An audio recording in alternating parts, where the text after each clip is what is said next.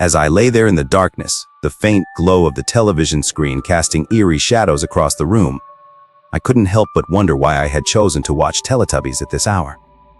The colorful and innocent world of Tinky Winky, Dipsy, Laa-Laa, and Pio had always seemed so comforting during the day, but now, in the dead of night, it felt anything but. I'd always been a fan of the show, despite its surreal and slightly unsettling nature. However, tonight, something was different. Maybe it was the way the Teletubbies stared into the camera with their unblinking eyes, or perhaps it was the strange, gibberish language they spoke that sent shivers down my spine. Whatever it was, it made me uneasy. As I continued to watch, the Teletubbies frolicked in their usual manner, rolling on the grassy hills of Teletubbyland and laughing their distinctive childlike giggles. But then, something changed. The sky above Teletubbyland, which was usually adorned with a bright smiling baby sun, began to darken. It was as if a storm was brewing in their idyllic world. I watched in horror as the Teletubbies stopped their play and looked up at the sky, their faces contorted into expressions of fear and confusion. The once cheerful landscape turned into a nightmarish version of itself, with twisted trees and murky ponds. The camera panned to the baby sun, which had transformed into a malevolent, blood-red eye glaring down at the Teletubbies. My heart pounded in my chest as I watched the Teletubbies scramble, desperately trying to escape the looming darkness that had enveloped their world.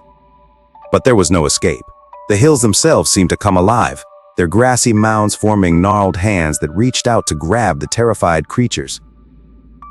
The Teletubbies screamed in their strange, incomprehensible language as they were dragged down into the earth, disappearing one by one. First, it was Tinky Winky, then Dipsy, followed by Laa-Laa, and finally, Po. Their cries for help echoed in my ears, chilling me to the bone. I wanted to turn off the television, to escape from this nightmare, but I couldn't move. It was as if I were paralyzed, trapped in the darkness of Teletubbyland alongside the doomed creatures. And then, the camera turned towards me, as if the Teletubbies were aware of my presence. The screen was filled with their hollow, empty eyes, and their gibberish voices grew louder, more sinister. It was as if they were accusing me, blaming me for their terrible fate.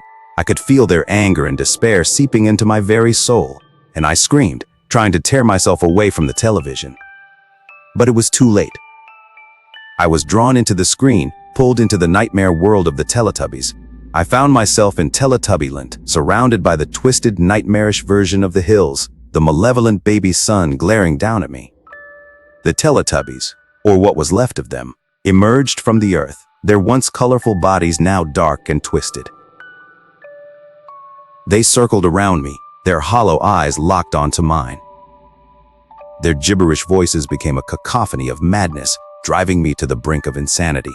I begged for mercy, for release from this nightmare, but there was no escape. They reached out for me with their gnarled hands, their touch like ice. As their fingers closed in on me, I woke up in a cold sweat, back in my darkened room, the television screen now blank. It had all been a dream, a horrifying, vivid nightmare. I couldn't shake the feeling of dread that still clung to me, and I knew I would never be able to watch Teletubbies again without being haunted by the twisted, nightmarish version of their world.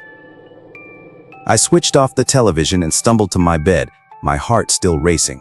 I couldn't help but wonder if there was more to the innocent facade of the Teletubbies than met the eye. Perhaps there was a darkness lurking beneath their colorful exterior, a darkness that could consume anyone who dared to delve too deep into their world. As I lay there in the darkness, I couldn't help but feel that the Teletubbies had left a permanent mark on my soul, a mark that would forever remind me of the night I ventured into their nightmare world. And I knew that I would never be the same again.